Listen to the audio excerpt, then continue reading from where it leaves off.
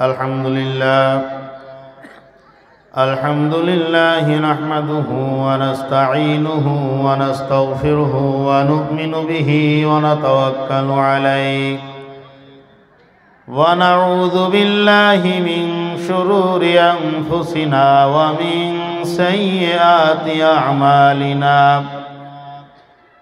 من يهده الله فلا مضل له ومن يضلله فلا هادي له ونشهد أن لا إله إلا الله وحده لا شريك له ونشهد أن سيدنا ومولانا محمدًا عبده ورسوله أما بعد فأعوذ بالله من الشيطان الرجيم بسم الله الرحمن الرحيم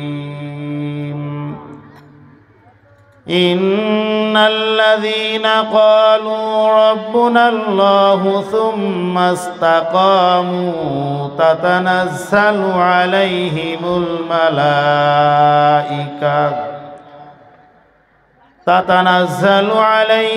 الملائكة ولا تخافوا ولا تحزنوا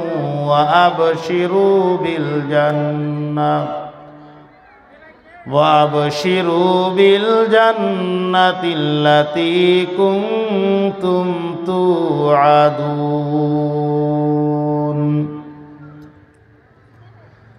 وقال رسول الله صلى الله عليه وسلم ذاق طعم الإيمان من رضي بالله ربا وبالإسلام دينا وبمحمد رسولا أو كما قال عليه الصلاة والسلام سبحانك لا علم لنا إلا ما علمتنا إنك أنت العليم الحكيم رب اشرح لي صدري ويسر لي أمري واحلل عقدة من لساني يفقه قولي اللهم بارك لنا في رجب وشعبان وبلغنا رمضان সকলে বলি আমিন। নামাজের মধ্যে যে দুরূদ শরীফ পড়তে হয় একবার এই দুরূদ শরীফ পড়ে নিয়ে আল্লাহ পাকের রহমত 10 গুণ বেড়ে যাবে।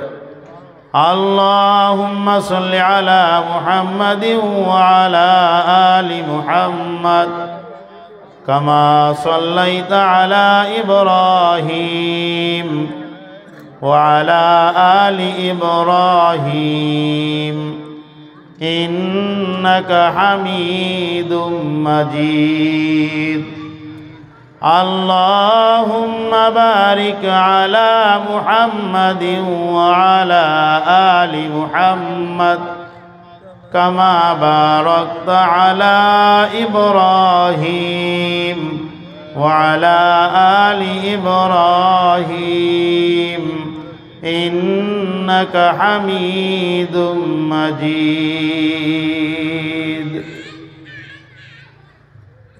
আল্লাহ পাক রব্বুল আলামিনের বান্দা জনাবে মুহাম্মদ রাসূলুল্লাহ সাল্লাল্লাহু আলাইহি ওয়াসাল্লামের উম্মতগণ, মহান আল্লাহ পাক রব্বুল আলামিনের দরবারে লাখো কোটি শুকরিয়া যে আল্লাহ পাক রব্বুল আলামিন আপনাকে আমাকে দুনিয়ার সমস্ত কাজকর্ম থেকে অবসর দিয়ে রসুল আকরাম সাল্লাল্লাহু আলাইহি সাল্লামের বর্ণনা অনুযায়ী এই জান্নাতের বাগিচায় বসার তৌফিক দান করেছেন। অন্তরস্থল থেকে কালিমাতুশ শুকর আদায় করি আলহামদুলিল্লাহ। আমি প্রথমে আপনাদেরকে ভুল বুঝতেছিলাম যে আপনাদের চেহারা দেখে মনে হচ্ছিল আপনারা ক্লান্ত হয়ে গেছেন, কিন্তু আলহামদুলিল্লাহ আমি আল্লাহ পাকে শুকরিয়া আদায় করতেছি যে আপনাদের আলহামদুলিল্লাহর আওয়াজ শোনার পরে আমার সে ভুল ধারণা পরিবর্তন হয়ে গেছে। আলহামদুলিল্লাহ নির্ধারিত একটা সময় নিয়ে কোরআনে হাকিমের সূরা হামিম সেজদার থেকে একখানা হাদিস, একখানা আয়াত এবং বুখারী ও মুসলিমের মধ্যে বর্ণিত একখানা হাদিস আমি আপনাদের খেদমতে আরজ করেছি, তেলাওয়াত করেছি। আল্লাহ পাক রব্বুল আলামিন যদি তৌফিক দান করেন, আপনাদের যদি আগ্রহ থাকে, তাহলে এই আয়াত এবং এই হাদিসের আলোকে আমি সামান্য কিছু কথা আমার নির্ধারিত সময়ের মধ্যে আপনাদের খেদমতে পেশ করব ইনশাআল্লাহ। বাজান, এই এলাকায় গত 2-1 দিন যাবৎ এত বেশি পরিমাণে আসা হয়েছে, বারবার আসছি এদিকে।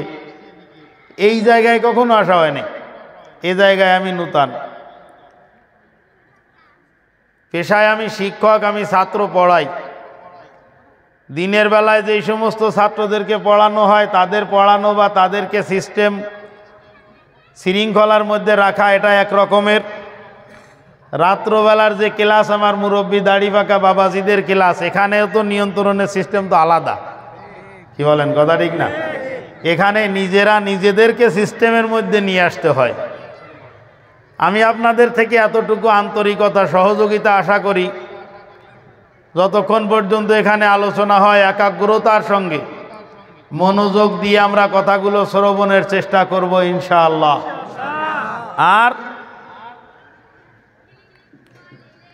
মাঝে মাঝে 2-1টা কথা জিজ্ঞাসা করলে সুবহানাল্লাহ, আলহামদুলিল্লাহ, আল্লাহু আকবার একটু আওয়াজ করে সমস্বরে দিলে আমি বুঝতে পারবো আপনারা জাগ্রত আছেন, কথা বুঝতেছেন। যদি মনোযোগ না থাকে, আমি আমার বক্তৃতায় মাঝে মধ্যে বলে থাকি, এক এলাকায় ওয়াজ হয়েছে, ওয়াজের মধ্যে বক্তায় আলোচনা করেছেন যে মোষ ভিজায়ে পানি খাওয়া মাকরু। এ মাসালাটাও আমরাও মুখস্থ করে নিই। মোষ, এইটা পুরুষের এই উপরের ঠোঁটের এই পশমকে মোষ বলা হয়, গোপ। এই মোষ যদি এত বেশি পরিমাণে লম্বা হয়, কোনো তরল পদার্থ, লিকুইড কোনো কিছু পান করার সময় যদি মোষ ভিজে ভিজে ভিতরে যায়, তাহলে ফুকাহায়ে কেরামের পরিভাষায় এটা মাকরু তাহরিমি হয়, গুনাহ হয়। আল্লাহর নবী বলেছেন, ওয়াফুল লুহা ওয়া কসসুশ শারিব, তোমরা দাড়িকে লম্বা করো, মোষকে খাটো করো। এই জন্য আমাদের মোষ খাটো রাখা দরকার। কি বলেন, কথা ঠিক? মোষ খাটো করতে হবে, দাড়ি লম্বা হবে। এখন বক্তা বলেছে মোষ ভিজে পানি খাওয়া মাকরু। ফজরের নামাজের পরে মুরব্বী বাবাজি আমার গেছেন এই আড়ঙ্গাটা বাজারে। ওই বাজারে যাওয়ার পরে ওইখানে চা দিছে, মুরব্বীরে আবার একটা টোস্ট দিছে। এখন মুরব্বী বাবাজি ওই টোস্টটাকে নরম করার জন্য চার মধ্যে চুবাই দিছে। পাশের থেকে একজন বলতেছে, গত রাত্রে শুনলা যে টোস্ট ভিজে পানি খাওয়া মাকরু, আজ আবার সকালবেলায় টোস্ট পানির মধ্যে দিছো। এই তো বুঝে ফেলাইছেন, গত রাত্রে বয়ান কি এটা হয়েছে যে টোস্ট ভিজে পানি খাওয়া মাকরু? আজান একটু কথা বলেন, টোস্ট ভিজে পানি খাওয়া মাকরু বলেছে? না, মোষ ভিজে পানি খাওয়া মাকরু। তা আপনি এই মোষটারে টোস্ট শুনলেন কিভাবে? কারণ হলো আপনি এখানে বসে বসে বাদাম খাইছেন। কি এখানে বসে বাদাম খাইছেন, কথার দিকে আপনার মনোযোগ ছিল না, এই জন্য আপনি মোষটাকে টোস্ট মনে করে ফেলেছেন। এখন ওয়াজের মধ্যে এই মোষকে টোস্ট বোঝা যাবে না, খেয়াল করবেন ইনশাআল্লাহ। বর্তমান সময় এমন একটা পরিস্থিতি, এমন একটা অবস্থার মধ্যে আমরা আছি, সমগ্র জায়গায় সর্বক্ষেত্রেই একটা অশান্তি, একটা সমস্যা সমস্ত জায়গায়। এ ভাই, ইকোটা একটু কমায় দাও, ইকোটা কমায় দিয়ে সাউন্ডটা বাসায় দাও, ইকো কমায় দাও, সামান্য কমায় দাও। হ্যাঁ, সুন্দর হয়েছে, হ্যাঁ, গুড। এই কথা রিপিট হইলে কথা বোঝা যায় না, বলো। সাউন্ডটা একটু ভাষায় দাও, মানে রিভাইভ দিয়ে সাউন্ড ভাষায় দাও, যেন কথা টানে। এখন এমন একটা সমস্যা, যেই জামানায়, এমন একটা জামানার মধ্যে আমরা আসছি, যেই জামানায় মুসলমান ইসলামের কথা পছন্দ করে না। মুসলমানের কাছে মুসলমানদের কথাবার্তা, কোরআন সুন্নাহর কথা ভালো লাগে না। এটা কেমন? সাধারণত আমাদের মাইন্ডসেট, আমাদের স্বভাব চরিত্র এরকমের হয়ে গেছে। স্বভাবটা হলো, কথা যদি, কোরআন সুন্নাহর কথা যদি আমার গায়ে পড়ে যায়, তখন মুসলমানের মেজাজ খারাপ হয়ে যায়। কি কথা ঠিক?